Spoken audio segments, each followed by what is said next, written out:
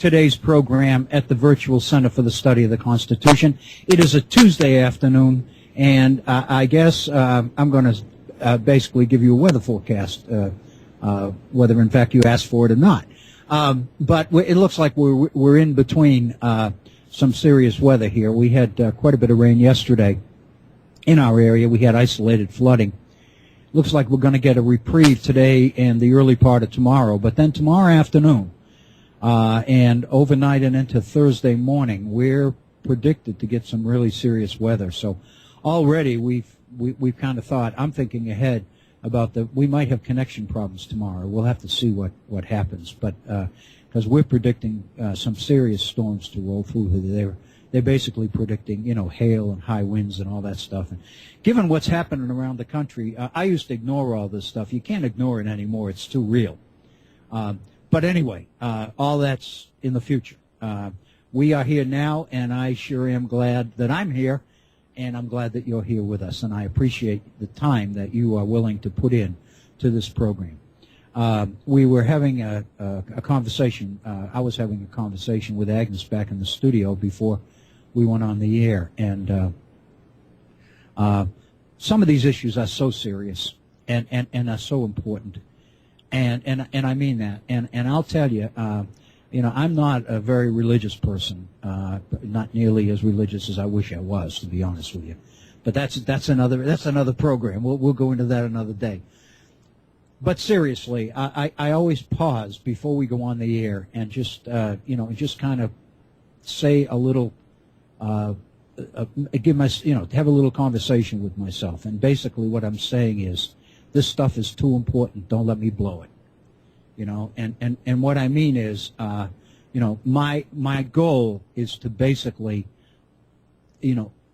share with those of you who are kind enough to listen to what I think are some really important issues. I don't have all the answers, but darn, I'm developing a whole lot of questions, and I'm one of those people that believe that real education is not in the answers to questions, it's in the questions that you ask.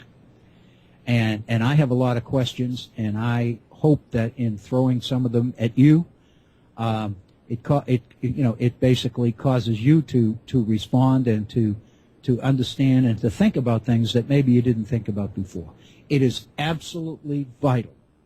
And I think with what's going on today with the National Security Administration leaks and the search for Edward Snowden, the leaker, and the IRS situation that broke last week, a week before, I guess now.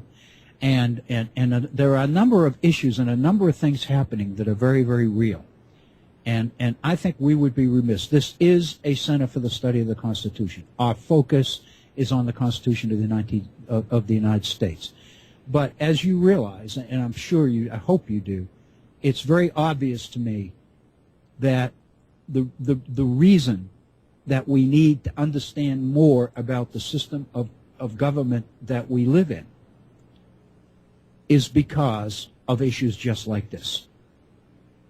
One of the things that I'm picking up as I kind of survey the net, I'm looking at some of the key stories in the New York Times and the Washington Post, the L.A. Times, and a number of papers and journals. And what I'm picking up is in a lot of cases shock. And the fact of the matter is the degree of the shock seems to me to speak volumes about the need for a program like this. The reason it's shocking to people is because people had no idea that things like this are going on in their country. I mean, this is the United States of America. This is the country in which the people make the decisions. All sovereignty comes from the people. And da-da-da-da-da-da-da, as we've been looking at in the 18th century. But the reality is there's an awful lot going on in the world. And, in general, as a population, we tend to be woefully uninformed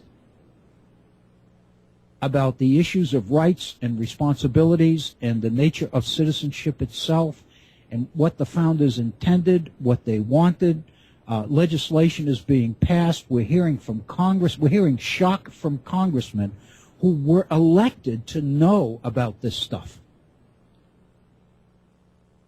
We're also hearing from members of Congress who are expressing shock about what's going on and demand hearings and demand that society be more open and that everybody open up and we have open discussions and all of this. And these are the same people that killed the efforts of their colleagues to do just that. One of the pieces that I read today basically included a link to a letter written by Senator Wyden in September of 2011. And basically it was to Eric Holder, and it asked for an open conversation and investigation into the entire security apparatus that's on the table right now. And it never got off the ground. Morris Udall was a co-signer of that letter. That was in the fall of 2011, almost 2 years ago. So there are sensitive, caring people out there who knew and who know the kinds of things that are going on and believe in their heart of hearts that in a society like ours, this is stuff that the people need to know, but the people don't know.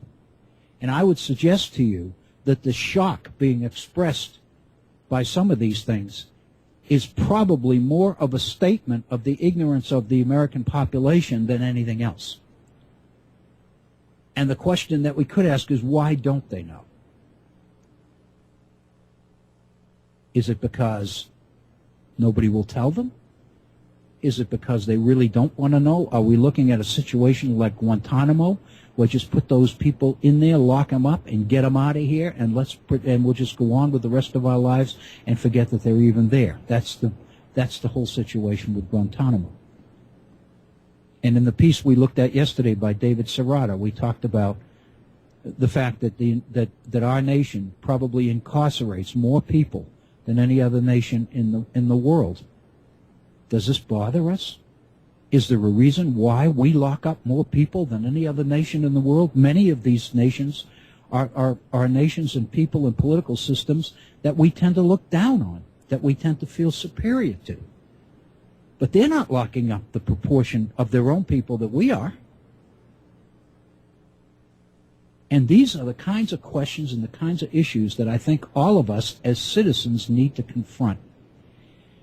And I guess what I would say, and then we'll kind of pause for a moment and kind of go back to go and get started. I kind of got started right in the middle here. But I was kind of hot to trot today. I was really looking forward to today's program because I find this stuff so incredibly interesting and important. And I want to make a couple of comments about that. We'll get into that in a moment. But I just wanted to say basically that this is stuff that all of us need to know. And the point that I was going to make, and I'll conclude my comments at this point here. If more of us did know, then this kind of stuff wouldn't happen. And the kind of shock that the nation is experiencing right now wouldn't happen. People would be much more aware of what's going on. Government would be much more accountable and much more sensitive to what an educated citizenry knew about. Because what we're talking about now is that, using the Wizard of Oz analogy that we used yesterday, the curtain has been drawn back, and we are seeing the wizard for what he is. And we are all stunned. If we knew more, and we were more vigilant, and took our role as citizens more seriously, there wouldn't have been a curtain in the first place. And the wizard would not have near the power that the wizard has acquired in our nation as a result of our unwillingness to know. That's what this program is about. That's what the Virtual Center is about. It is not a center devoted to the idea that scholars who know so much about the Constitution need the opportunity to know a little bit more. This is a center devoted to the idea, to the objective, that our Constitution and its ramifications and applications is information that all of us as citizens in a free society need to know. It's vital to keep a program like this, to keep a network like the Head On Radio Network on the air. Absolutely vital. Because if the conversation is not happening here, it's not happening. And I think we all need to appreciate that. Let's go back to the beginning and let me share with you our phone numbers and my email address. And I invite you to email me if you are inclined, if you have ideas or comments or observations about the program, about the issues involved or whatever. And as I mentioned, I do every day. I will do the very best I can to share with our listeners your thinking as it relates to the subjects that we're discussing, the subjects that we're hopefully all of us thinking a little bit more about than we were before the program came on the air. The phone number here that will get you directly on the air is area code 304-658-3333. That's 304-658-3333. My email address is waobrien906@gmail.com. That's waobrien906@gmail.com. One of the things I learned after yesterday's program was that there was a caller yesterday, and I was unaware that the caller was there. And we're working on some technical issues that we'll have to work out. But I was talking to Agnes earlier, and I basically made the point that it is vital that, if there's a caller, just butt in and tell me. I mean, and this is my fault, and I've got to, I'm in a little room here, all by myself, and each afternoon when we're together, I have this little kabuki theater going on here, where I rant and I rave and I wave my arms and I beat the table and I do this and I do that and all of that. I get, really carried away with some of this material, some of this information. And I'm not very good at looking at the computer, looking at the board and seeing a flashing sign that there's a caller. And so in a sense, I kind of get carried away with the material. I don't know whether it may be good, it may be bad, it's probably both. But the fact of the matter is, at this point in my life, I'm probably not going to change a whole lot, so I'm going to do the best I can. But please don't be offended because I really do want you to call. And I will stop in mid-sentence to give you an opportunity to talk. I mean that. And so if I don't, or if you're not, for some reason you're not on the air, believe me, it's a fault in me. It's not you.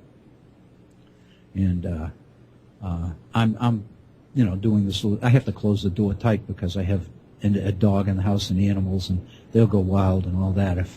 So they hear me talking in here every afternoon. They don't know who I'm in here with, but whatever. Anyway, it is a pleasure to be with you today again, and let me begin our conversation today by sharing with you an email. It was there waiting for me when I turned on the computer this morning, and it's from Cassie. It's apparently a regular listener to Head On. Cassie is going into, from what I picked up on the letter, she's going into her last year at Princeton University. And quite a bit of the information in the email was personal, but basically what Cassie was talking about was what we were talking about yesterday, which is the whole idea of tracking or grouping classes, students, based on ability. And she was talking about her own experience and the fact that if it hadn't been for specific gifted classes that she was in, which are classes grouped based on ability, those classes those classes challenged her. They pushed her beyond where other things going in her life were going to push her. They made it impossible for her to take the easy way out and slide. And that, unfortunately, in our system of education today, more often than not, that's what some of our better students are doing. They are sliding. They realize that in the mixed classrooms that we have, for the most part today, they realize that they go in with a tremendous advantage because they have skills and they have abilities. And sometimes their skill because of the nature of where they come from. They have parents who are college graduates. They have parents who are well-read. They have parents who read to them when they were children. They're good. They're regular readers. They're into the arts. They're into music. They basically have a tremendous learning advantage over many other students that they're thrown into class with. And so the fact of the matter is, they don't have to be intelligent to know this. It dawns on many of them very quickly that I can be in the upper 20% of this class with both hands tied behind my back and blindfolded. And so what it means is that they can slide through. Many of them just show enough ability to impress the instructor, hopefully get their A, but if not the A, definitely the B. And then they basically spend their time thinking about other things and worrying about other things, and they are missing the value of the educational experience itself because they don't have to engage material, they don't have to engage the information because of the nature of the teaching that's going on, much of it aimed at the middle. Performance tends to be not an issue at all for some of these brighter students. So as Cassie pointed out, if it hadn't been for the gifted classes she was in, the classes that really challenged her, that forced her to put out that little bit of extra effort that she wouldn't have put out had it not been for the demands of those classes. As she said, I wouldn't be where I am, which is right now, looking to graduate from Princeton University. And I thought it was an incredibly, informative and valuable email, and I wanted to share that with you, and I thank Cassie for it. What we're talking about here, of course, is the upside of tracking or ability groups classrooms. And, of course, the upside is that the competition is real, and the competition is heated. And I'm sure Cassie would acknowledge that when she got to Princeton University at the very beginning, she found that she was no longer sitting at the top of the groups of the students in her classes, that she was probably in some cases, if she came from a less than superior educational background, she probably found herself in classes with students who had even more solid preparation than she did, and she found herself to be maybe at a somewhat of a competitive disadvantage. And it required tremendous effort from her for a while to keep up and to become competitive in a much more competitive environment than chances are she ever even experienced before.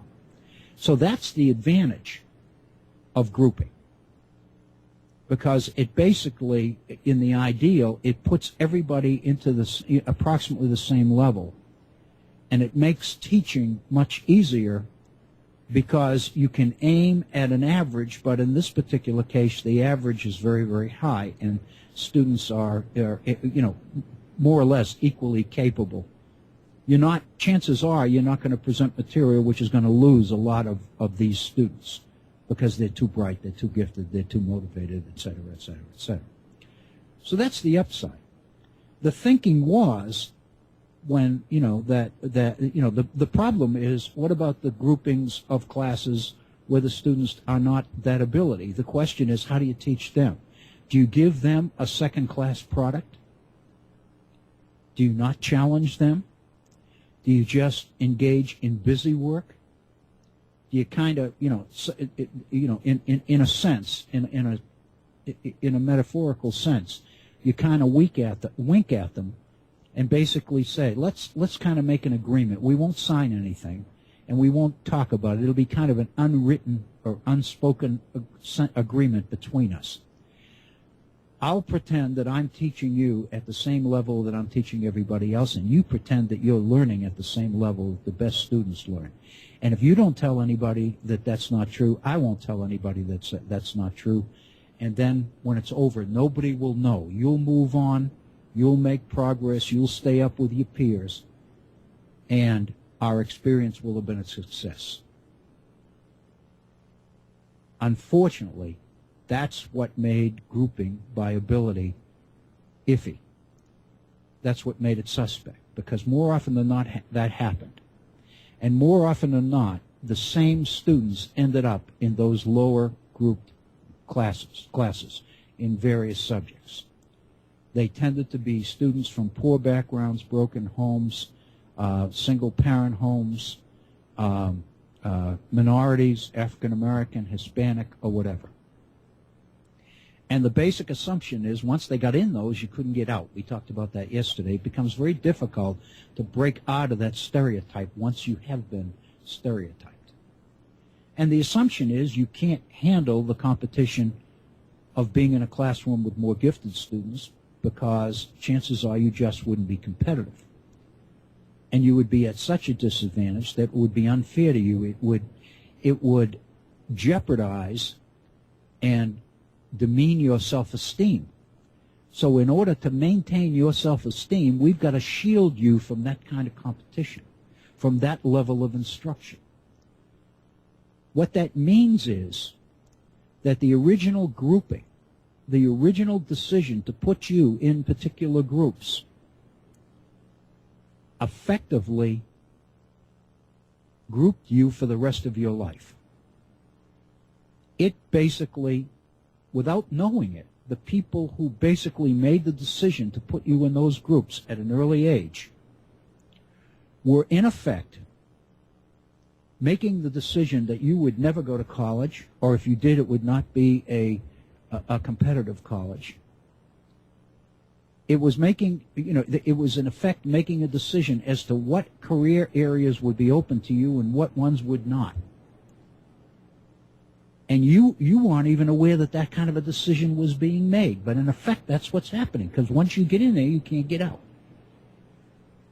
But what we saw in the article yesterday in the New York Times is that more and more teachers are going back to ability grouping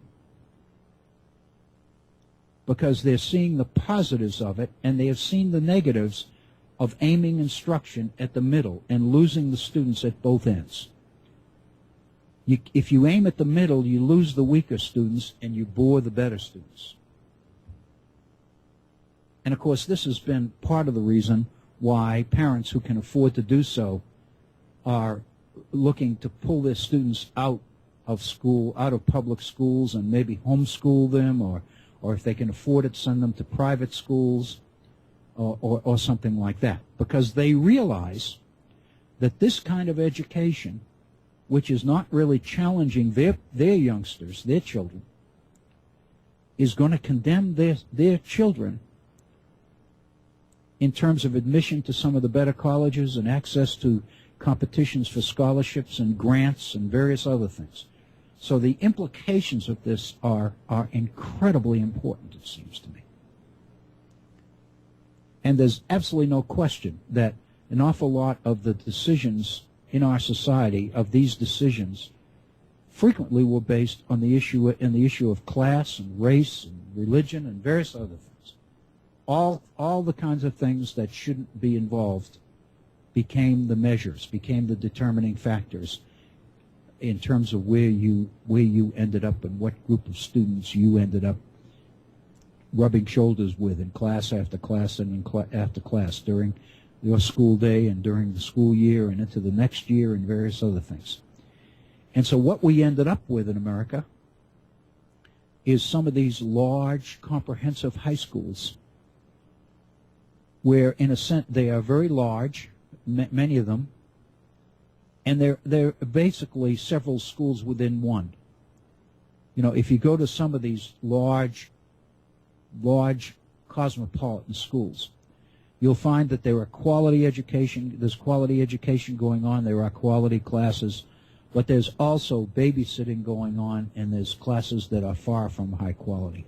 And all of these things, and students tend to find their niche, they tend to socialize and relate with the group, with the particular groups that they're in, and a lot of times they graduate from the same school, and they never even see each other. They don't even know that they are in the same school until they graduate, and they're sitting in the audience and watching people walk across the stage to get their diploma, and suddenly say, I didn't even know he was in this school, or she was in this school, or something like that. Because in a sense, what we have is division within the nature of the cosmopolitan school. So what many large school systems are doing, many urban school systems are doing, is going back to the idea of the local school, of much smaller schools, and away from the idea of the large cosmopolitan urban schools. So it is so ironic that, for example, where I am right now, which is in southern West Virginia, we are still caught up in southern West Virginia for financial reasons in closing schools and in collapsing schools and merging schools and creating larger schools and closing down some of these neighborhood local community schools because they're so expensive to maintain. And of course, part of the reason they're so expensive to maintain because each of them has a principal and a vice principal and a guidance counselor and a nurse and da-da-da-da-da-da. So the whole structure is exactly the same. But the point is there are so many of these schools that are so small that what's happening is that these schools are being collapsed and combined. Consolidated is the word that is used, the consolidation movement. But the irony is that we're here in this region, we're still consolidating, while the schools that consolidated 25 and 30 years ago are deconsolidating or unconsolidating, if that makes sense. They're looking for ways to bring back the value and the benefits of the local school, where everybody knew everybody else, the parents knew the teachers knew the students, the teachers knew the parents of their students, et cetera, et cetera, et cetera. There was much more control, much better discipline, much more easier ability to motivate students and all the rest of it. Teachers had much more control and much more respect than they have found in these large cosmopolitan operations that we've created. And again, what we were talking about yesterday was some of the ways that teachers who are moving back toward the idea of ability grouping, of tracking, are trying to avoid the pitfalls that brought forth charges of racism and classism and discrimination and everything else before. And one of the reasons is to take the negativism that's associated with being put in particular groups in particular classes and subject areas, by creating so many groups and making the movement in and out of these groups so frequent and so easy, and constantly moving students around, that you're taking away the negative opprobrium that goes with grouping.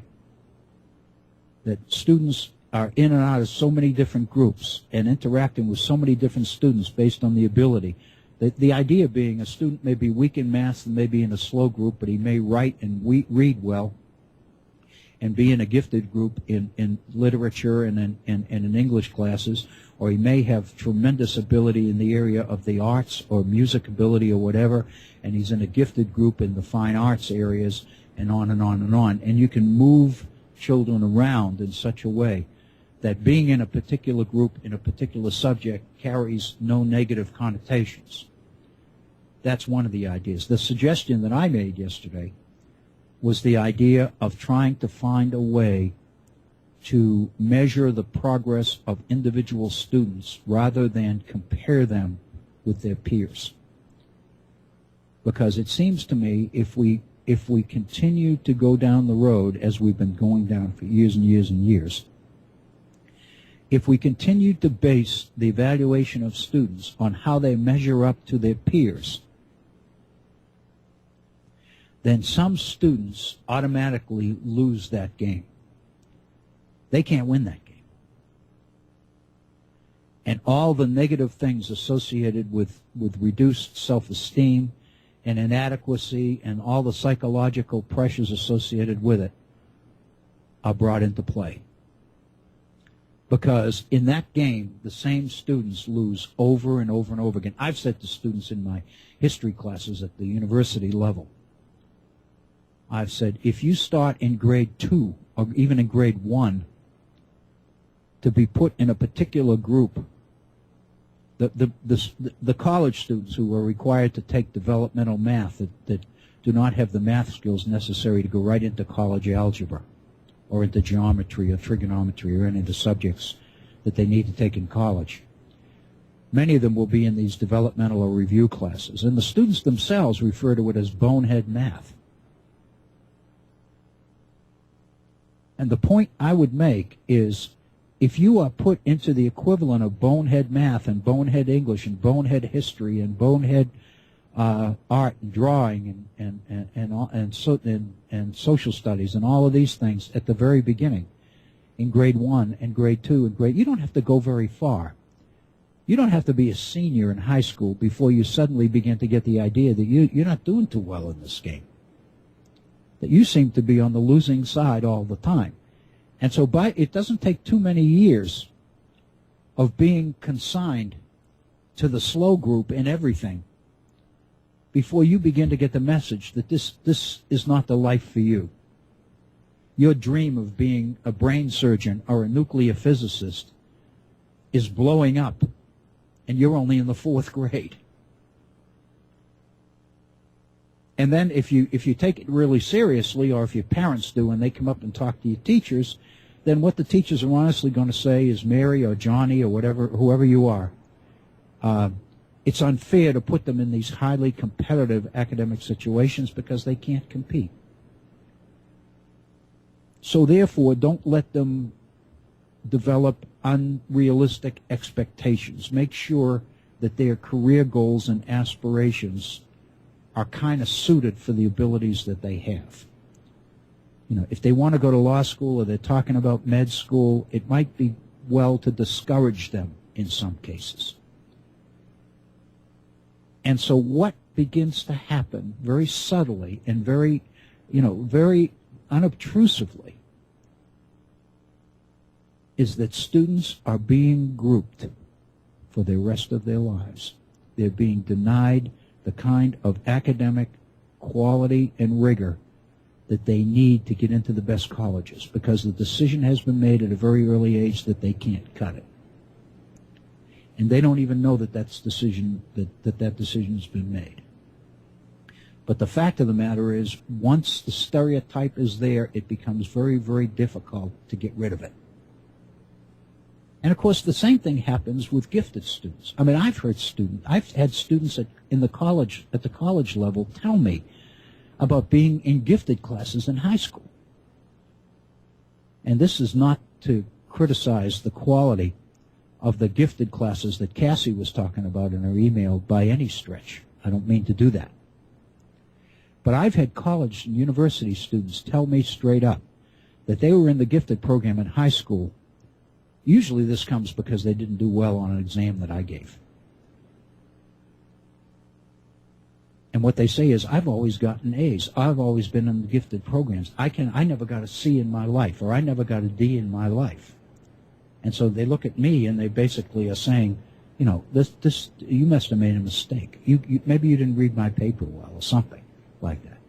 And when you engage them in conversation and talk about them, many of them will admit, well, I was in the gifted program and we were in the gifted classes, but basically we didn't really do much.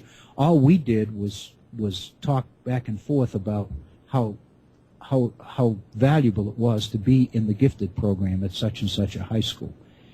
And the fact that, you know, it's really an advantage to be here, and it's something that my parents are proud of because I'm in the gifted program, and I'm in the gifted math program and the gifted English program. And what we find is that effectively these students are being treated as if they've already made it, that their education is over. In other words, the idea of challenging and stretching these students of high ability in order to reach the potential that they have is not there. Bill, yes. we have a caller, John. We have a caller?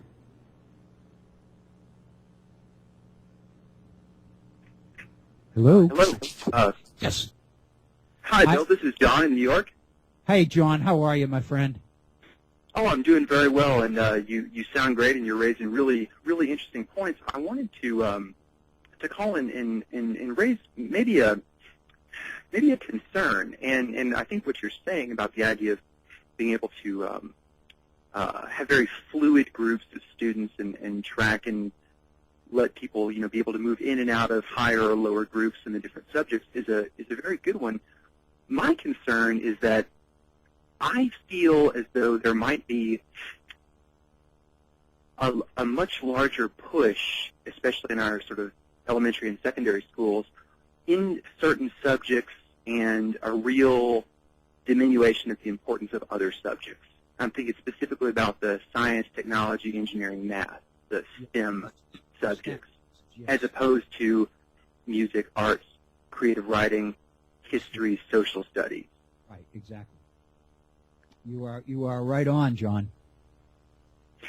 And I think if you hold to the idea that there are some people who are naturally more interested or inclined or suited to, thinking about numbers or thinking about very abstract technological things versus people who are more expressive or more into context and drawing connections and creative expression, I'm concerned that there are those groups of students maybe being permanently tracked low in these advanced technological issues, and that comes into play even in college. It's striking to me that I can't count on my students, for instance, knowing when the Civil War was. I can't count on them knowing anything about the slave trade. If I'm going to reference these things in class, I have to give context. I have to explain what it is. I can't make an allusion to a work of literature that I read in school and expect them to know it. And these are generally bright students at the top of their grades. Right. And I think that maybe there's almost a second-class academics that's being instilled because of this focus on testing and technology and science and engineering, which are important. Oh, yeah. So are these other things. Exactly. And the schools are funded based on how successful they are in these STEM areas. John, just for information, and in the history class that we've been working on now for a couple of years, our teachers tell us that for the most part, they're really being denied time in the classroom to teach history. Yeah.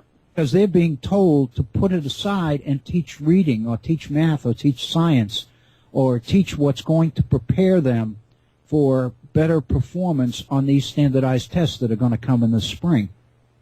Right. So many of the teachers that I know have told me that they really don't, that they almost have to manipulate the day in such a way that they are able to teach history at all. Some of them, for example, and I've encouraged them to do this, are teaching history by using historical sources in order to teach creative writing and in order to teach critical reading. Mm-hmm. And in a sense, they're marrying the content with the need for the development of the skills. There's nothing wrong with that. In fact, in the new core standards that most states have bought into now, social studies falls under the literature section in the curriculum guide. So, in a sense, the emphasis is not so much on knowing the content in history anymore as it is in being able to evaluate and rank and understand and judge and select the best and the worst out of a whole random group of choices available. Make these, and all of them, it's all skill-based. And, of course, the reality is it's all skill-based that really become important when you go into the world of work. So the irony is teaching under these new core standards, if it's done right, is not going to be a negative. It's going to marry the potential of quality instruction and skill development at the same time. And I think that's a positive, potentially. But I agree with you 100%.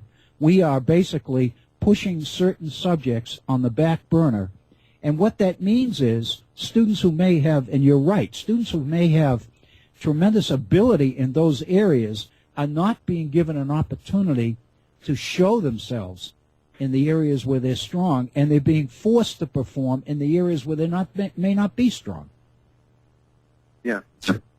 It's really, it's an unbelievable issue, and it seems to me it ties in with the whole idea that we're about here, about the idea of true equality of opportunity and educational quality, and giving people the tools they need to make it in this society. This is a society unlike any others in the world where the vast majority of people have an opportunity to make it, which is greater than anywhere else. And to think that we might inadvertently be hampering students in their ability to function and perform is almost unconscionable to me. I agree. I think you're right, and I think that we should be able to make a focus or to emphasize the importance of mastery of all sorts of disciplines. I mean, like you explained, the founders were people of the Enlightenment. They very much valued not only science and technology and improvement, but also improvement of the mind and the arts and literature. And so I think it's our roots. At least we have a sense of the value of these things, and it's to our detriment that we diminish them in education. So, okay. Well, good. Well, I appreciate your response to that. Thank you so much, and what you say is so important. Thank you. Thank you so much, John. It's true. The founders believe. I keep going back to John Adams in this because he talked a lot about it. And John Adams believed that the liberal arts was the characteristic of the education of, in this society, what he called the natural aristocracy, the elite. That ultimately it's the liberal arts education that turns people into real human beings. And his argument is we need as many of these folks as possible if a republic like ours, based on the connection and the mass participation of the citizenry in government like ours does, we need this kind of education more than ever. They didn't believe that everybody was capable of handling it, but they believed that a liberal arts education was the way you could tell a gentleman from something less than that. They didn't believe in a society where everybody was equal and they didn't see a fluid society where people could move back and forth as we are committed to today. But they believed that the characteristics of a gentleman, of a future leader, were tied up with the kind of education they got. And as John made the point, it's the social sciences, and it's psychology and sociology and culture and art and music and philosophy and literature and all of that. And I think one of the reasons that Jefferson gets so much attention and so many accolades is because he's usually considered to be the Renaissance man. I mean, Jefferson was he wanted to know everything. He wanted to know everything about everything. And that desire to know that Jefferson was clearly manifested itself in him, that's ultimately what teachers are after in trying to motivate students. In other words, what Jefferson is what teachers have been trying to find in their students or embed in their students or instill in their students or whatever for generations. And thank you, John. A very, very important point. Bill, I believe, as part of this, that a key segment of this is the idea of not comparing students with other students. I know that that's the tendency. What that does is that the comparison, which is a way to evaluate, I mean, originally that's the idea, is that by measuring people against a common standard, you are able to evaluate and identify the strongest from the weakest and the less than strong and all the rest of it. You are able to rank people based on their ability by coming up with a common standard. The problem with that is that the same students, more often than not, lose out in that kind of a competition. And for them, there needs to be another tool for evaluation. And I would suggest the most effective one that I've found is to be able to measure progress within the individual student. What that means is that even if students do begin with totally different levels of skill and ability and background, you can begin to establish a track record for every individual student, and you can base student evaluation on where students have come from, where the students are, as opposed to where they started.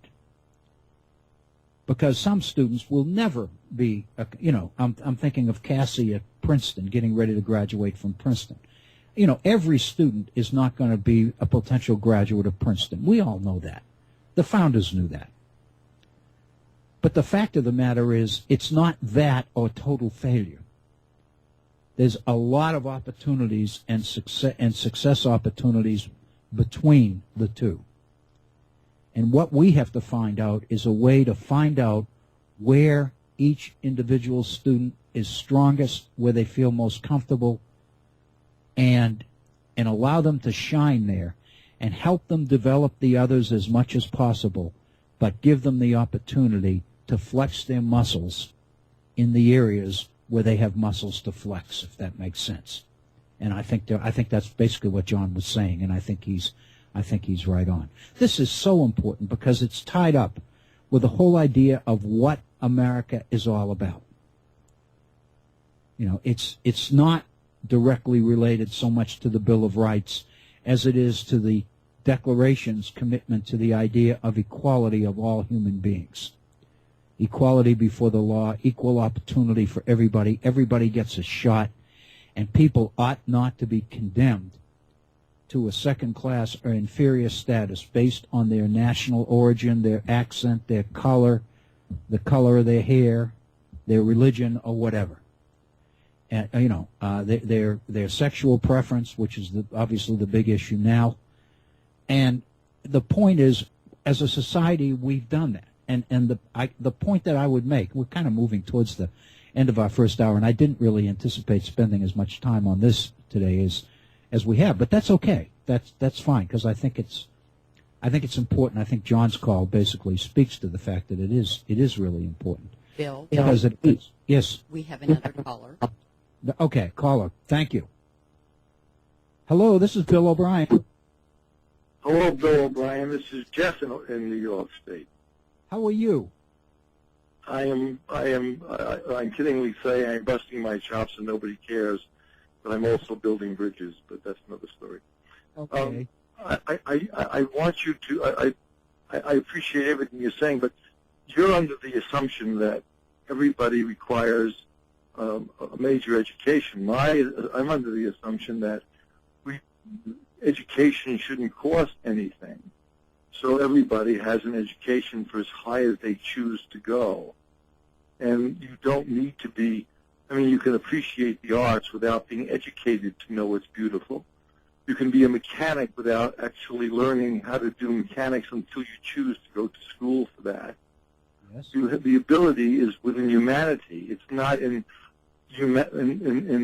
society's building of schools before you became educated. When education started out, there was no colleges, and the colleges is giving us a false pretense of what intellect is like. There's a lot of people out there who have PhDs and who've won Nobel Prize winners, but they are within the educational system. The reality is that you have people living in West Virginia who are geniuses, who are working in the coal mines, who never had the education. Does that make sense? Oh, yeah, it does. It makes a lot of sense. I'm sorry, go ahead. Go ahead. I want to make sure So the point I'm making is that we are so caught up in this society with who's got the PhD, who never had schooling. You can be a great artist without having to go to a major college, even though it would help if you have the financial ability to do it. But if the economics were different, or if we had schools that were free for everyone, and they had the time to go to all these schools, and they would have time to flourish, and we move the system forward faster. What we're saying is if we stay within the system that's going to, you need the PhD or you need to have X amount of years of school, this is outrageous to even think this. When, I'm sorry, I get frustrated when I hear educated people talking about how well we should take care of our society, like it's trickle-down theory. It is not. Most of the world is not educated. They're self-educated. Right.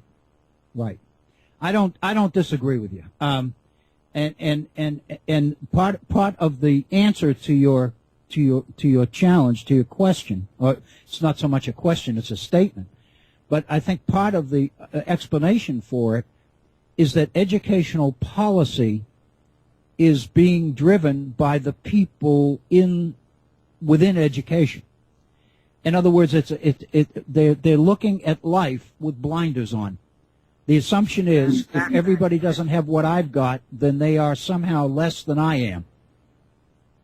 And I really agree, and I agree with you. And I think some of our more prestigious institutions and some of our institutions who believe that they're more prestigious than they really are in the business of cherry picking the best students. I have a lot of conversation locally here with colleagues and friends who are very critical of that.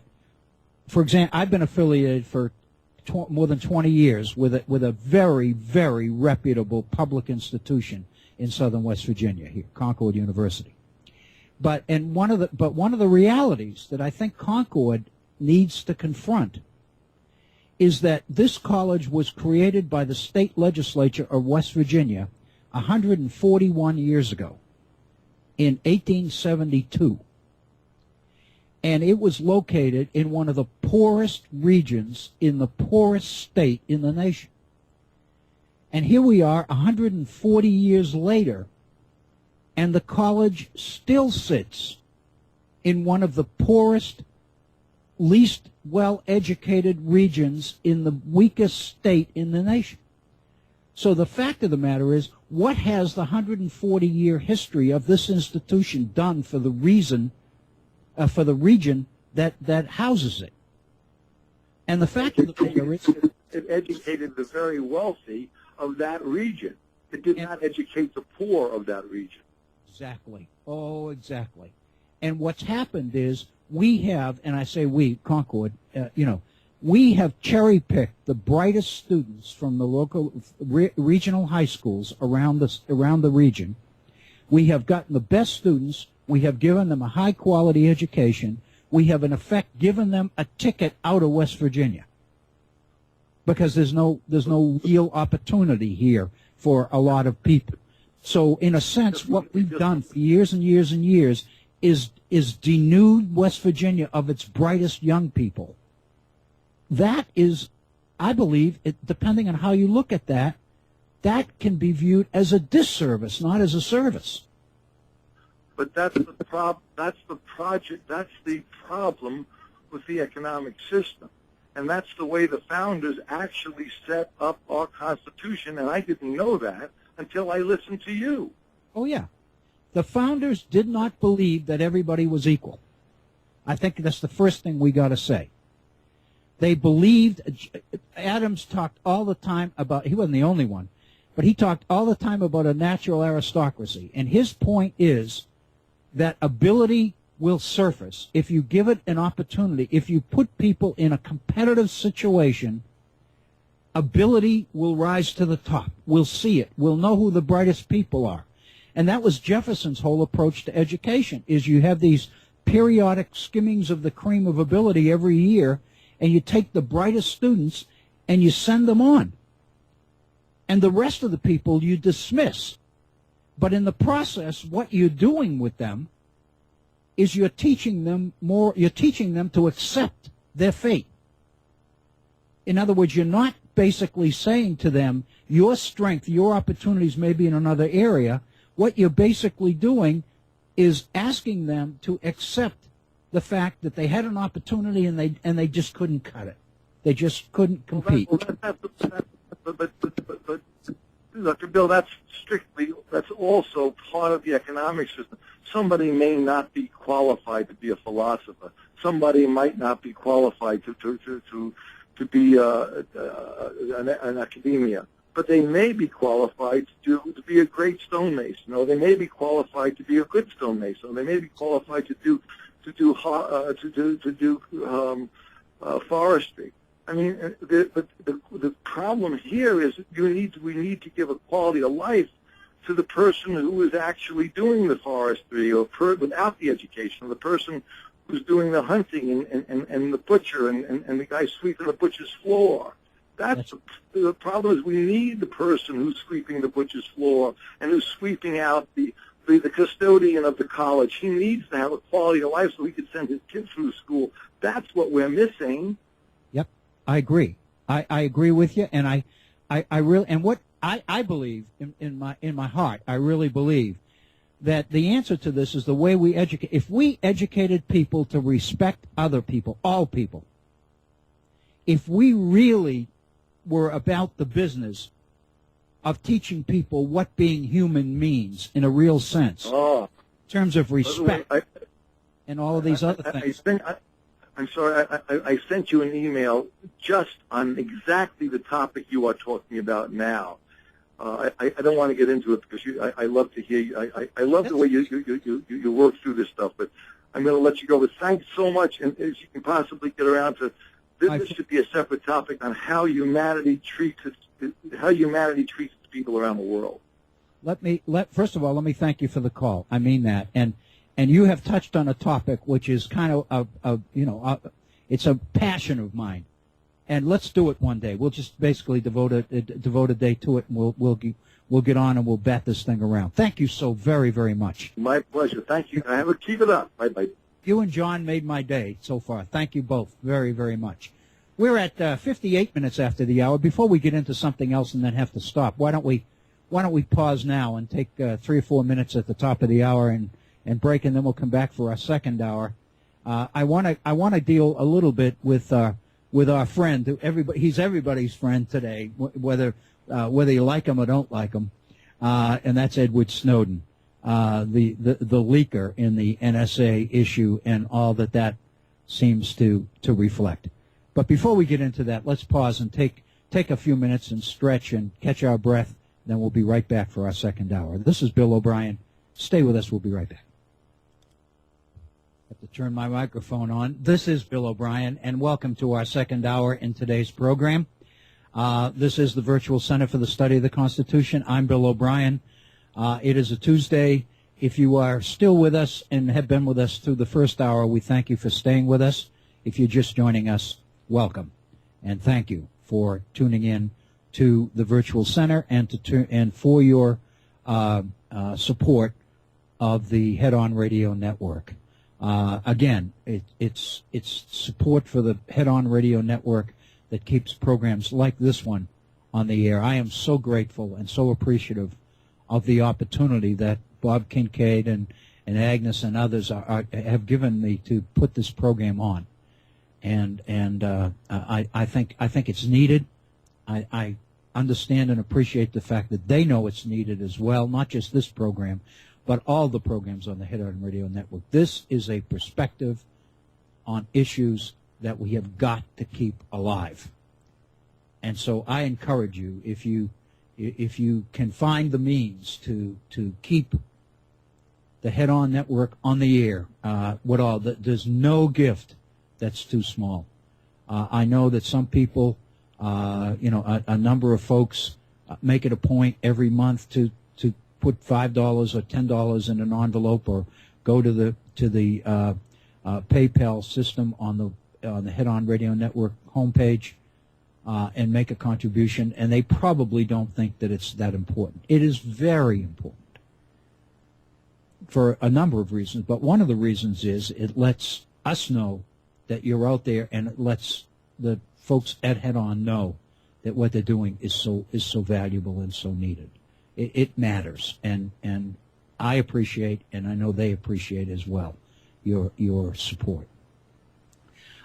We've been talking about the issue of ability grouping, and Cassie, when you wrote your email, I don't know whether you had in mind that we would devote pretty much a full hour to the issue that you raised about gifted classes, but I can't. In the back of my mind, I kind of think you might have known that, but that's okay, because I think it's an important issue, and I think that the callers we've heard from in our first hour a testimony to that. It's an important issue.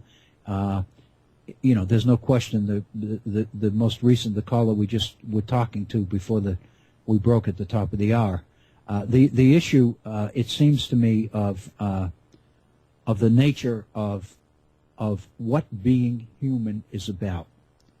What we're talking about, in a sense, I think what we're talking about here is moving away from a society that overemphasizes the idea of individualism and individual freedom and recognizes the responsibilities of all of us to the community at large. Or to put that another way, recognizes that each of us has a responsibility to all of us. And if we did that, if we really did that, and made that happen, made that reality, then this discrimination and all the things that we associate with discrimination, whether it be based on religion or race or ethnic background or accent or whatever, would disappear.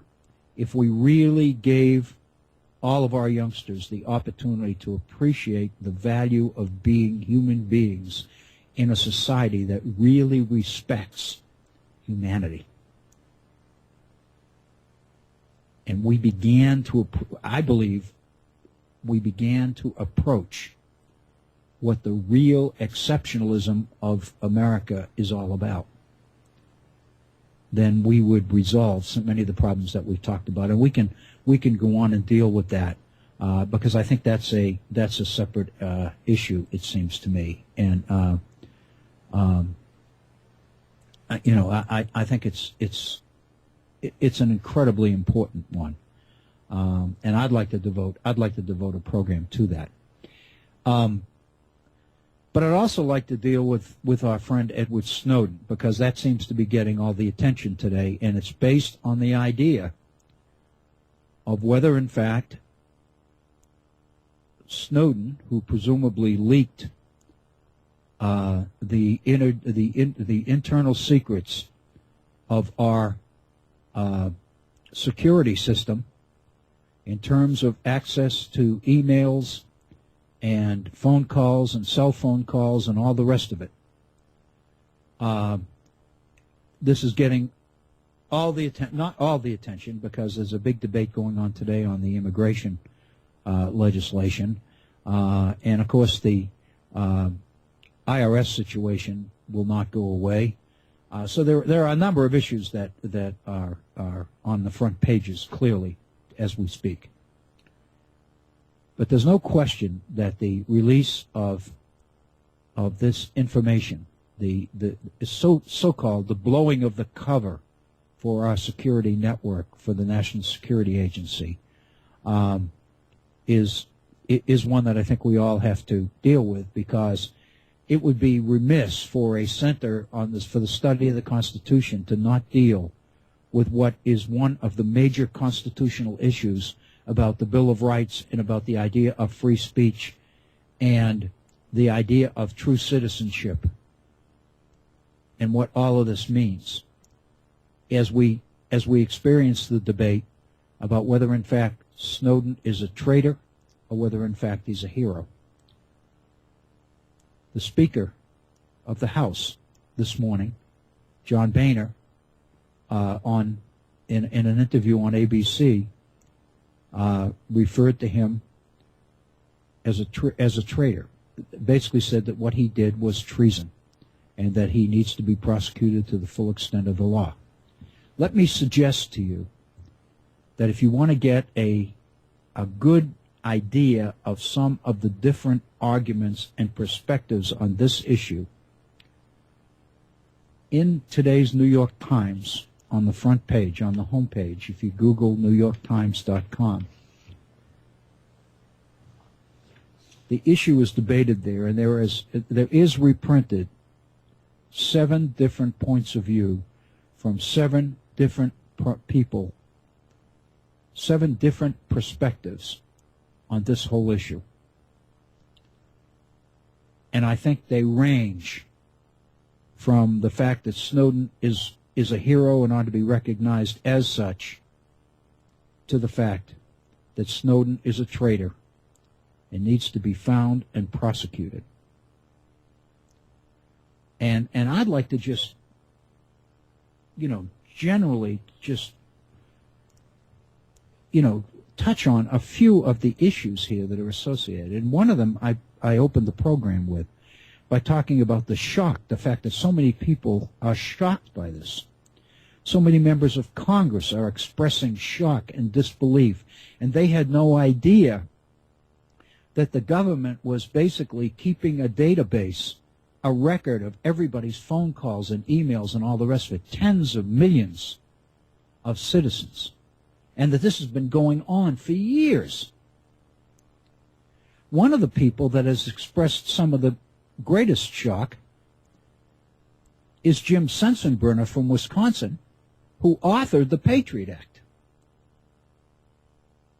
And his basic argument is when the Patriot Act was passed, it was never intended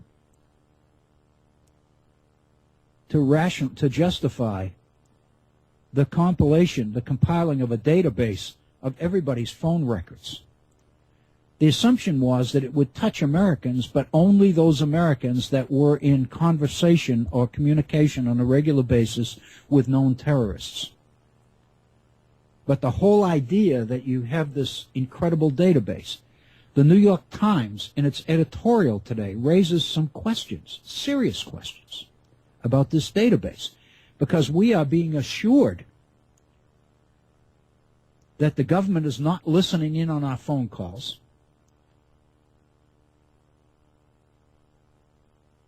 although it could if there's a reason to. If a pattern is found of communication with people that are on a suspect list, then theoretically our phone calls would be susceptible to being listened to. But our emails, things that we've written, things that other people have written to us, all of these things being vulnerable, being accessible, should, for any reason, somebody in government decide that we are, or I am, worth a look, so to speak. That's the PRISM program, the so-called PRISM program. And I made the point yesterday, we call our history grant PRISM West Virginia. So it kind of struck me as being significant that this program of the NSA is referred to as the PRISM program. And so PRISM is being talked about everywhere today. I spent 4 years trying to get a few people to talk about PRISM, and it turns out now that everybody is. But seriously, on Fox last evening, from what I understand, Bill O'Reilly made the point that the PRISM program ought to be dismantled because of the invasions of privacy and the direct threats to First Amendment freedoms that the PRISM program poses. But at the same time, we don't want to dismantle our security apparatus. And so what many people are talking about is we need an open discussion. Many of the people, as I mentioned earlier, many of the people who are claiming or calling for this open discussion didn't want it before the general public knew. So in a sense, the fact that they are supporting an open discussion now, and this includes the president, by the way, the fact that they are advocating an open discussion now suggests that the leaking of this information, which obviously directly leads to this willingness to have an open discussion, has already produced positive results. That now the people that wouldn't go near a discussion before are willing to have one now, in fact, advocate one now. A couple of things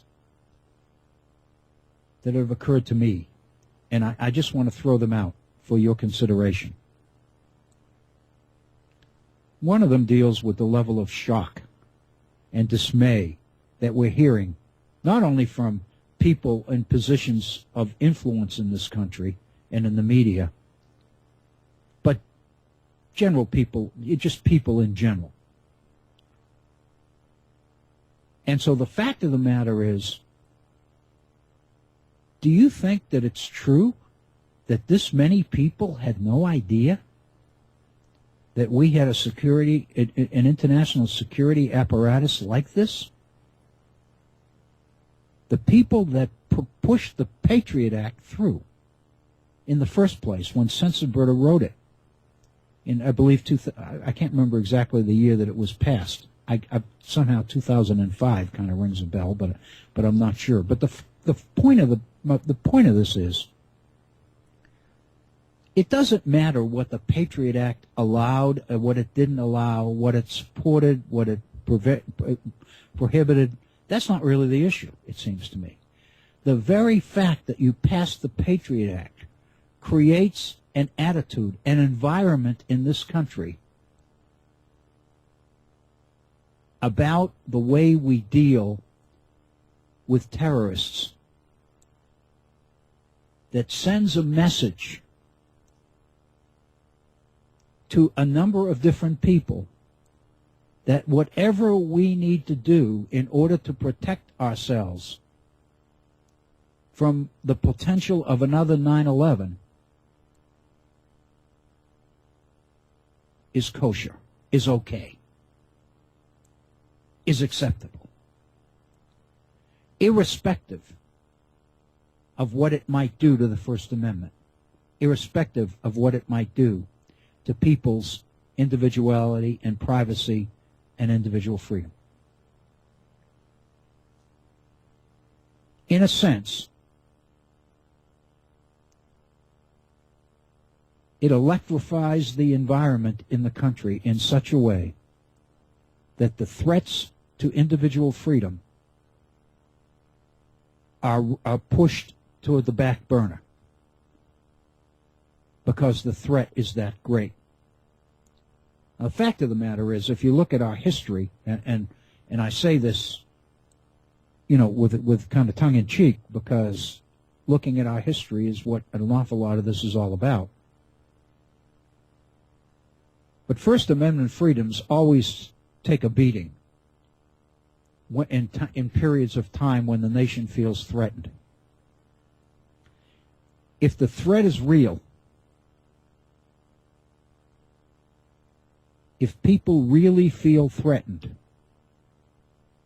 then they have shown in the past and continue to show a willingness to sacrifice threats to individual freedom in exchange for the security that an apparatus like we've had revealed to us in the last several days promises. If it promises the kind of stability and security and safety that all of us want, if that's our priority, then whatever we need to do in order to accomplish it is okay, is acceptable. You are sending that message to people, and you are saying basically, for reasons of national security and emergency, all the checks are off. All the controls are off. Whatever you need to do it's very obvious that if you are going to successfully head off the potential of terrorist threats to our security, to our nation, then you have got to begin to compile a database like this. I can remember 25 years ago in teaching saying the same kind, is something very, very similar about crime, about trying to control crime. Because now what we're seeing is the development of technology which makes it possible to do things that weren't even conceived of even when the Patriot Act was passed a few years ago. But if you have basically said no holds barred, whatever you need to do, if that's the environment you've created, then it seems to me none of us have a right to be totally shocked at what comes out of it, is what we're hearing. Could we expect anything less? How do we think that we've been successful in heading off terrorist threats since 9/11? It's kind of like, again, it's going back to, years ago, to the idea of preventing crime. It's very, if you think about this logically, it's very obvious that the best way to prevent crime is to be able to stop the criminal before the criminal has an opportunity to commit the crime. And the only way to do that is some sort of profiling, some sort of psychological profiling, which will alert you to those people most likely to break the law, to commit a crime. And if you can anticipate and target the right people in time, you can potentially head off the commission of a crime before it even happens. That's common sense. That's logic. So the more technology makes it possible for you to do that, the better are your chances of reducing crime. The fact of the matter is, in order to do that, you are violating the innocence of citizens. You are flip-flopping the whole idea of innocent until proven guilty. You are basically suggesting is that potentially everybody's guilty until we find a way to separate the guilty from the not guilty. So in a sense, it obliterates the very basis of what our First Amendment, what the Bill of Rights is all about. And what we do is we replace these things, we replace that innocence with due process checks, with guarantees of trial by jury and the right to confront your accuser and the right to a speedy trial and the right to be tried in your own community by your peers. And the idea that the punishment needs to fit the crime and all the rest of it. In other words, what you do is you build in all these due process qualifications because ultimately you have undertaken the business of violating citizen rights. And all of these due process protections and guarantees that you build into the system, the more of them there are, the greater the evidence that you know that you are violating the individual rights and the sanctity and the privacy of individual citizens. So it should not be shock at all.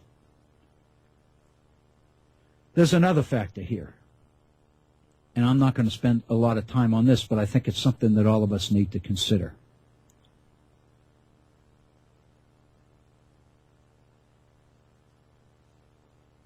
We are not Somalia. We are not Ecuador. We are not Peru. We are not Iceland. We are not Scotland. I'm just randomly naming smaller nations. We are the United States of America. And as David Serrata in his piece yesterday mentioned, the military establishment that we have created is larger than the 19 next largest military establishments to us combined.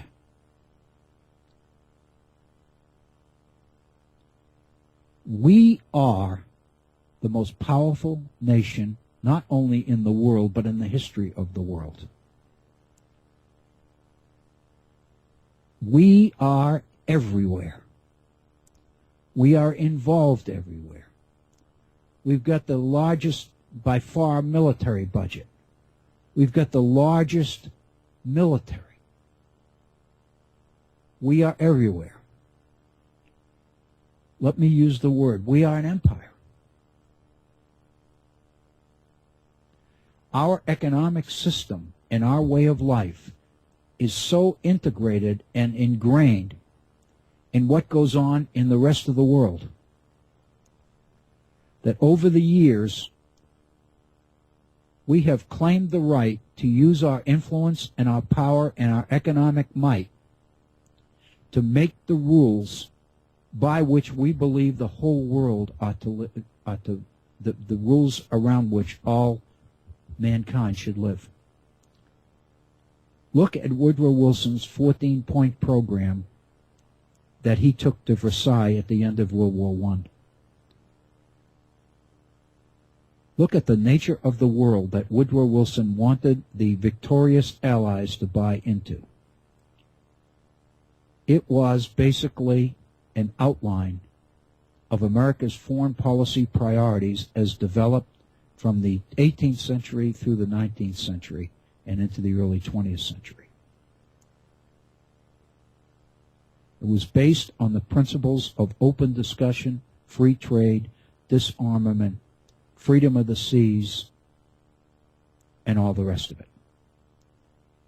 The idea was that if every nation becomes like us, Wilson was willing to say, then this war, World War I, will indeed be the war to end all wars.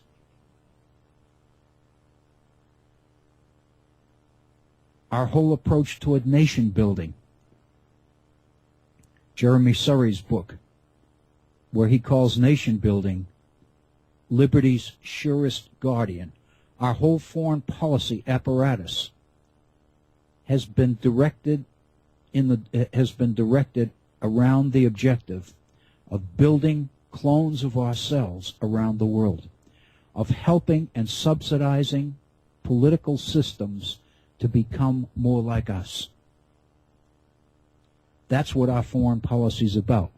George Bush in 2003, when we invaded Iraq, made the point that our goal in the Middle East was to set up a democratic system in the middle of the Middle East, and Iraq was to be that example, was to be that product. That's what we were about. We were expanding liberty. Jefferson, during his presidency, talked about empire for liberty. An empire for liberty, the expansion of the West, the territorial expansion of the United States, as being the expansion of liberty. That's what our expansion was about in the 18th and 19th century. That's what our foreign policy has been about from the late 19th century into the 20th century. That's what it's about. It is absolutely incredible to believe, given our position in the world, that we would not have an international security apparatus like that revealed by Edward Snowden. Now the questions, and they are real questions. How did this guy gain access to this? How did he gain access to the knowledge, to this kind of knowledge? He's a young recent hire for a contractor affiliated with the National Security Agency. How did he get this? How did he get the information? Does he, by himself, have the right to make the decision as to what we should know and what we shouldn't know? A number of the articles that I've read make the point that there were opportunities, if he believed that violations of the Constitution or violations of the law were being committed, there were mechanisms built into the system where he could have gone to a number of places, including Congress, in order to make his point. But he chose instead to circumvent all of that and go directly to the media. And of course, in The Guardian, he had a very willing participant, somebody who was more than willing to listen to him and take the story and run with it. That's another issue, it seems to me. But the point that I'm making is, given the realities of the United States in the contemporary world, it doesn't make sense to believe that people didn't know that in order to maintain what we have, we would need an international security apparatus like that revealed. So the question is, if we didn't know, why didn't we know? Is it because we didn't want to know? Is it because those we trust to tell us didn't want us to know?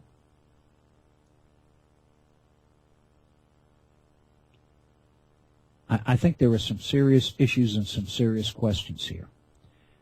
And let me suggest something else. This is a little bit, I'm trying to get my arms around this. I'm not really sure whether I'm going to be able to put this, to say this in a way which really makes some sense, some real sense. But I've been bothered by the fact through all of this that part of the problem is based on the disconnect between what we believe our democracy, our political system is, and what it in fact really is. The fact of the matter is, we believe the rhetoric. We believe that we have a political system, a government, which is accountable to us, to the people. A government that derives its power from the consent of the governed. We have a Bill of Rights. We have protections on individual freedom. Because we know that it's an educated, intelligent citizenry willing to hold government's feet to the fire that makes our system work the way it was set up to work.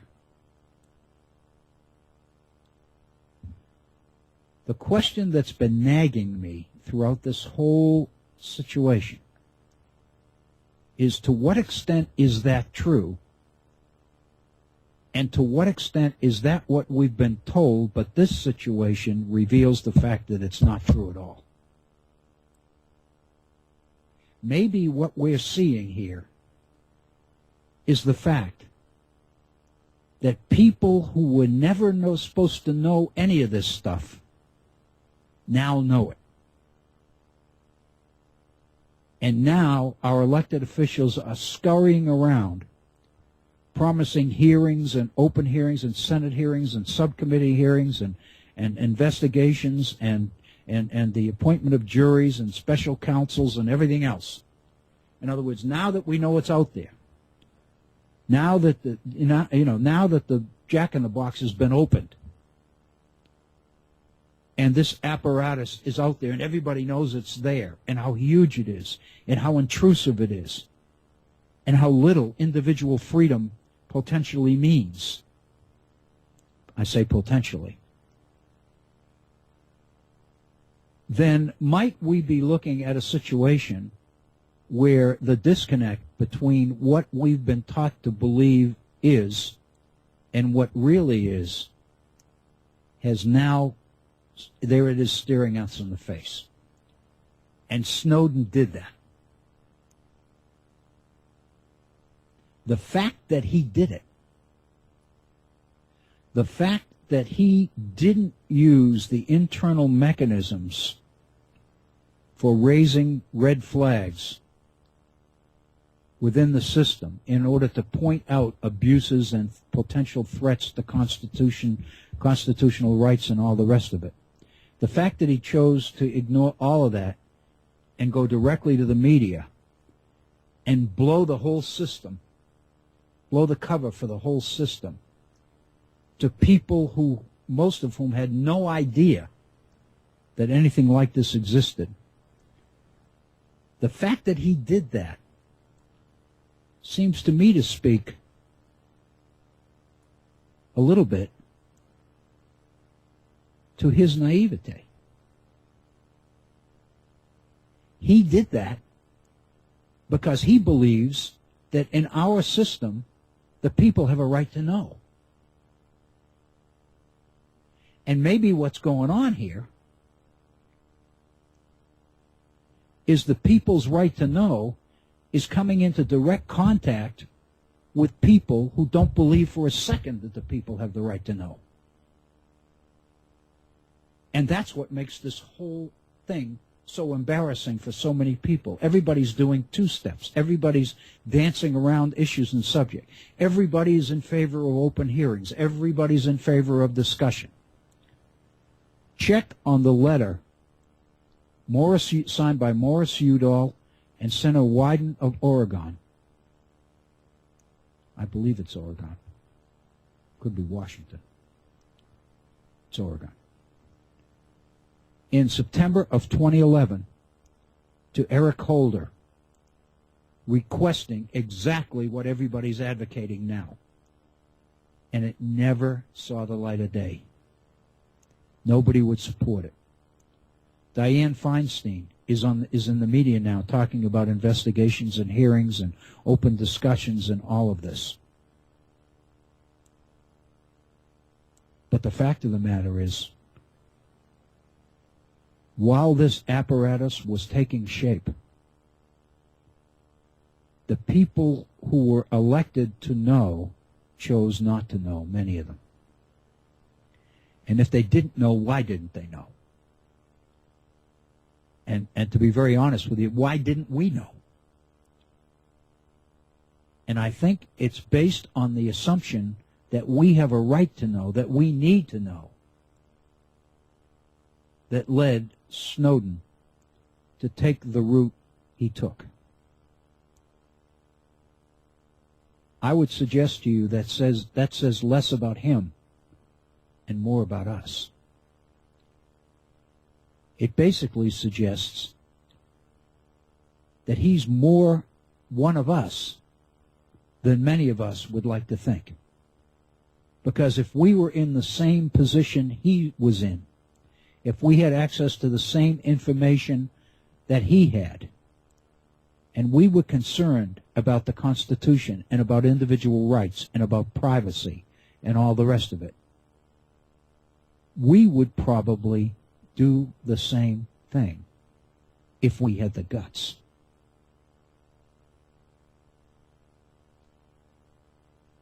And so I think that's a very, very important issue. Because maybe what we're confronting here more than anything else is the disconnect between between the reality of our international security apparatus and the popular government-controlled, people-controlled system that we think we have.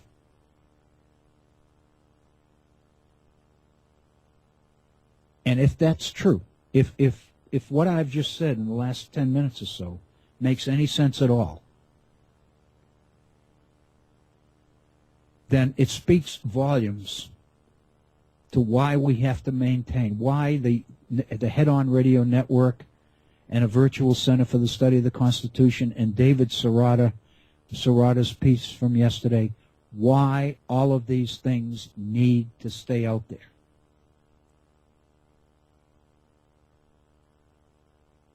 Because if our system is really to be a system in which there is real give and take and back and forth and education and information flowing between the people and the government they create, if the ideal is to be the reality, then we got a lot of work to do.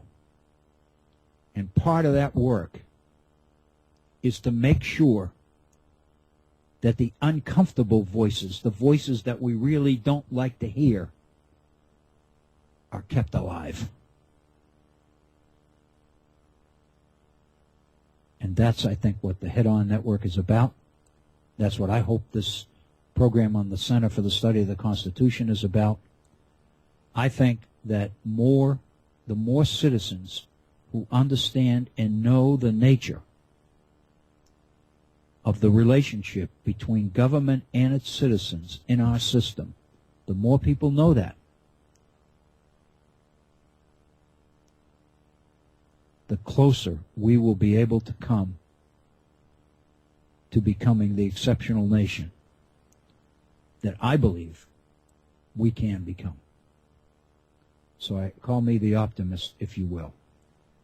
One of the things I have here, a copy of the Bill of Rights.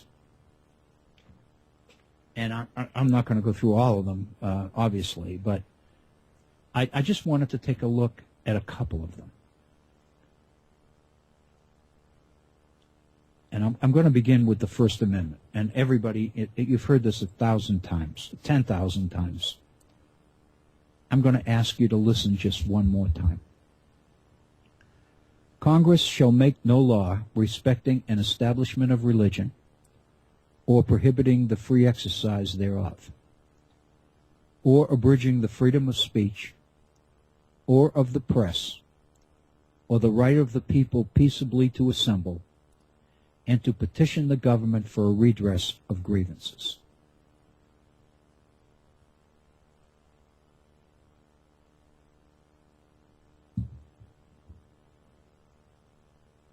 I ask you to think about that. Does it say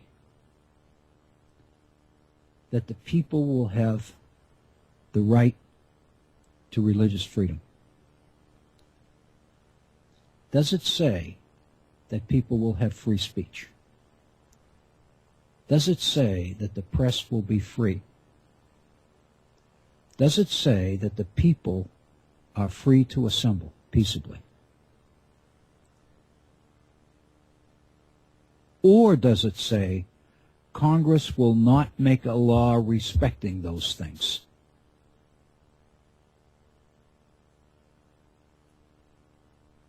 And I would ask you to think about the difference.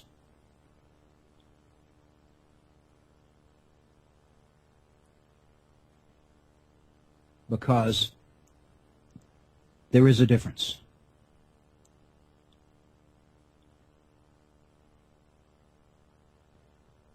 Let me go to, of course, the Second Amendment we've looked at before. A well-regulated militia being necessary to the security of a free state. The right of the people to keep and bear arms shall not be infringed. Third,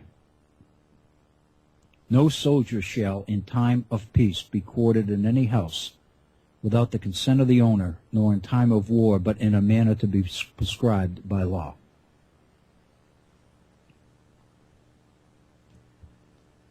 The right of the people to, number 4, the right of the people to be secure in their persons, houses, papers, and effects against unreasonable searches and sieges shall not be violated.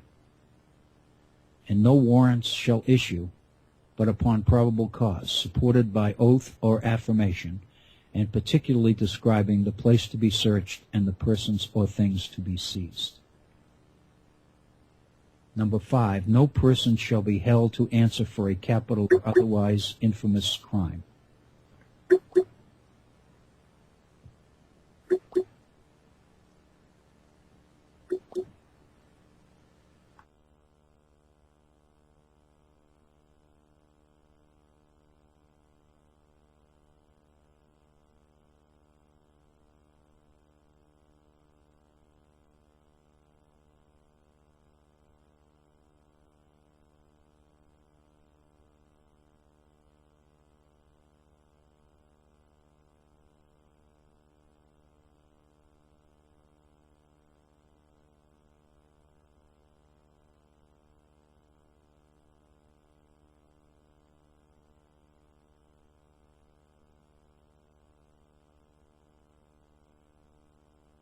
Stay tuned. We'll be right back with Dr. I believe we're back on the air. This is Bill O'Brien, and free enterprise is wonderful. I don't know what that is. All I know is somebody was selling something. I apologize for that. I did the best I could. I shut it down and rebooted. But what we were doing is looking at the Bill of Rights. And the point that I would make is that if you look at these rights, Congress shall not make a law respecting these things. Because a well-regulated militia is necessary to the security of the state, we will not interfere with the people's right to keep and bear arms. No soldier shall in time of peace be quartered in a house without the consent of the owner or at time of war except in a manner prescribed by law. Notice, it doesn't say that no soldier will ever be quartered in any house. What it says is, if it becomes necessary to do that, it will be done in a manner to be prescribed by law. No person shall be held to answer. Excessive bail, number 8, excessive bail shall not be required, nor excessive fines imposed, nor cruel and unusual punishments inflicted. The point I'm making is, contrary to popular belief, the idea that we have these rights as natural rights, that what Jefferson talked about in the Declaration as unalienable rights, people's natural rights to life, liberty, and the pursuit of happiness, people's right to be treated equally under the law, because all men are created equal. The logical conclusion is that these are absolute rights that we hold as human beings, that nobody, no government, has the right to take away from us. I would suggest to you, when the Bill of Rights is added to the Constitution, and the Bill of Rights is saying Congress will not do this, Congress will refrain from doing that. If government has to quarter troops in homes, it will only be done according to law.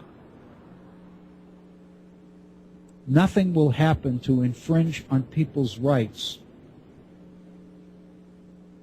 to be secure in their persons, homes, papers, and effects against unreasonable searches and seizures.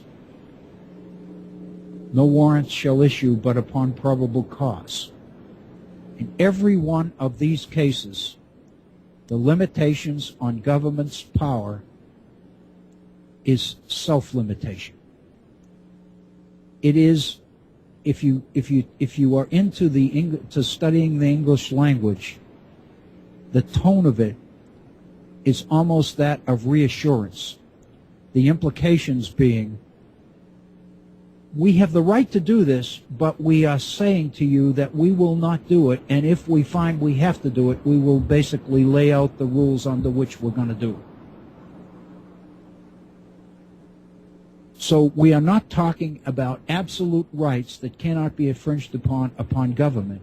We are instead talking about individual rights that our government chooses to respect and to value in our society, presumably because they are rights that matter to the system, not because they are rights that you are entitled to as a human being.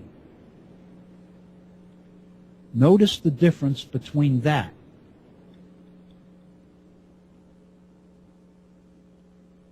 and this.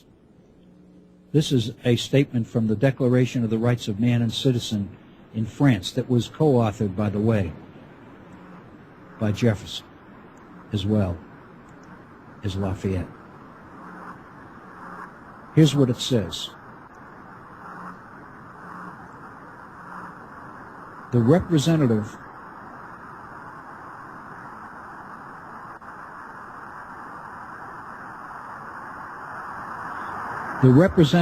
of the French people, organized as a national assembly, believing that the ignorance, neglect, or contempt of the rights of man are the sole cause of public calamities and of the corruption of governments, have determined to set forth in a solemn declaration the natural, unalienable, and sacred rights of man, in order that this declaration, being constantly before all members of the social body, shall remind them continually of their rights and duties, in order that the acts of the legislative power, as well as those of the executive power, may be compared at any moment with the objects and purposes of all political institutions, and may thus be more respected.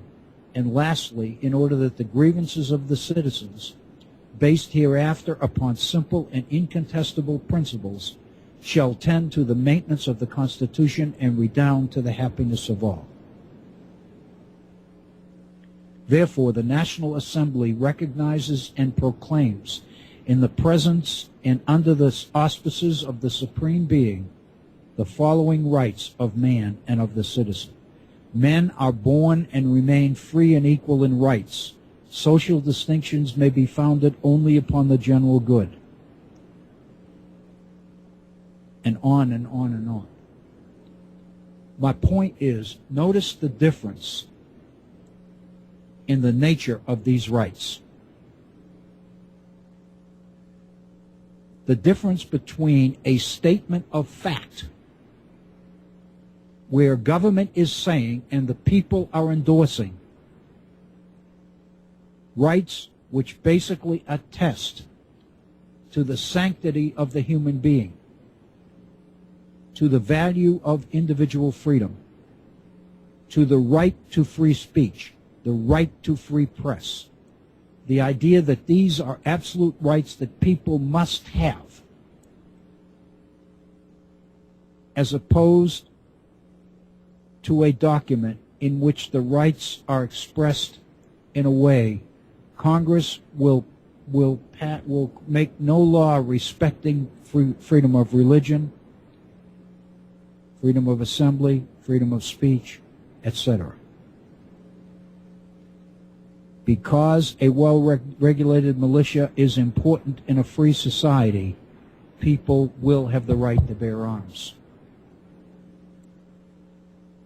Does that mean that people have an absolute right to wear, to pack heat, or have a howitzer or a bazooka in the garage? I don't think so. So the question is, if people are asserting certain rights that are different from what the rights were originally intended, what's the point here?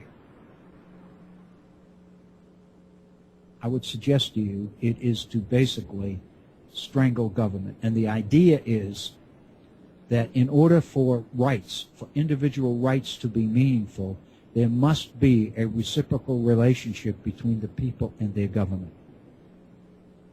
The idea, the message being sent, is that individual freedom is inconsistent with a government that has power to govern. And the idea is the more you infringe on government's power to govern, the freer your people become. That's the message that is being sent. I would suggest to you it makes no sense. Because the reality is the idea of freedom is meaningful only within the context of a united political system, a community, a political community, in which there is self-restraint and respect. And citizens not only have rights, but also have responsibilities. And the power of the rights is directly related to the degree to which people support and carry out or fulfill their responsibilities as citizens. Rather than the decline of government's power to govern as being a way to enhance individual freedom, the reality is the exact opposite. If government is incapable of providing a secure, stable, safe environment for people, then people don't have any freedom at all. It becomes every man for himself. And I would suggest to you that more and more that seems to be what we're dealing with. And so I would urge everybody to watch very, very carefully as this Snowden situation unfolds. Because if there's ever any meaning or value to the idea of a Center for the Study of the Constitution, it is in the ways that that Constitution affects the lives of us on a daily basis. And we are seeing that being played out right now on the relationship between individual freedoms, the Constitution, and the power of government. And I think it is very, very interesting and very, very informative. We are at 58 minutes after the hour. I guess we're at the end of our day. I want to thank you for tuning in. I hope that you will be back with us tomorrow. Thank you. Thanks to those of you who called.